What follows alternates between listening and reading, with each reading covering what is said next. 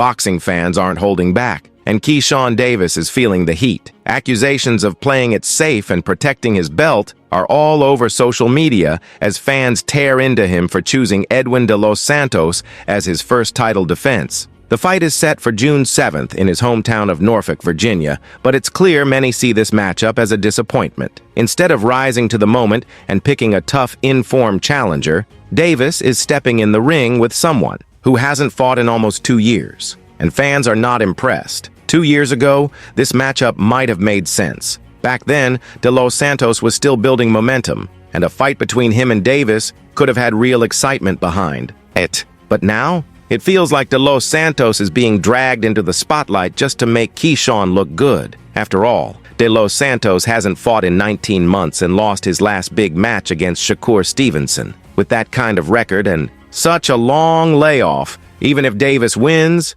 people are already saying it won't mean anything. He'll get no real credit, no boost in his legacy, just an easy paycheck. Critics are calling Keyshawn Davis a businessman for a reason. It looks like he's focusing more on carefully managing his career than actually challenging himself. And that nickname might stick forever if this fight backfires. If Davis loses to a rusty, inactive opponent like de Los Santos, it would be a disaster. Fans wouldn't just criticize him, they'd roast him non-stop. And mentally, a loss like that could haunt him. Coming back from that wouldn't just be about training harder, it would be about rebuilding his confidence from scratch. It's also worth noting that de Los Santos isn't always an easy target. When he fought Jose Rayo Valenzuela, he looked powerful and dangerous. He's a serious puncher when he's confident, but in his last fight against Shakur, he looked like a shadow of himself, hesitant, scared to let his hands go, possibly overwhelmed by the threat of being countered.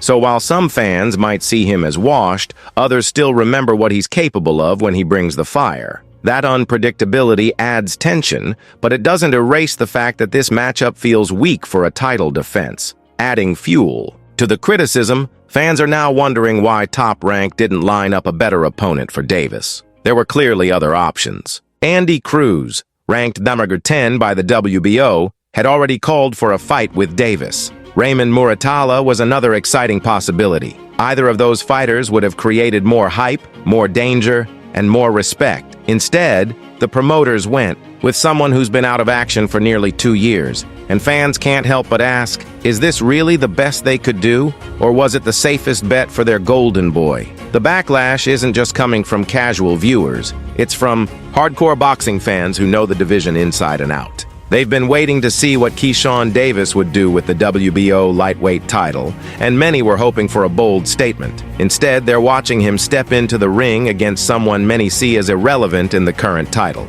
picture. It feels like a letdown, especially since Davis had so much momentum and a golden opportunity to solidify himself as a fearless rising star. This choice is now raising serious doubts about whether he's willing to take on the real threats. In the lightweight division, even more frustrating to fans is the timing of this fight. With the lightweight division heating up and fighters like Gervonta Davis, Devin Haney, and Shakur Stevenson dominating headlines, Davis had a chance to insert himself into that top-tier conversation. But instead, he's gone the opposite direction, choosing to fight someone not even in the current mix. The buzz that should have surrounded his first title defense has now turned into disappointment and frustration. He may defend his belt on paper, but in the public eye, he's defending nothing. Social media has exploded with fans questioning Keyshawn's confidence. Some are even speculating that he or his team deliberately chose de Los Santos to avoid potential losses and keep the belt secure for future money fights.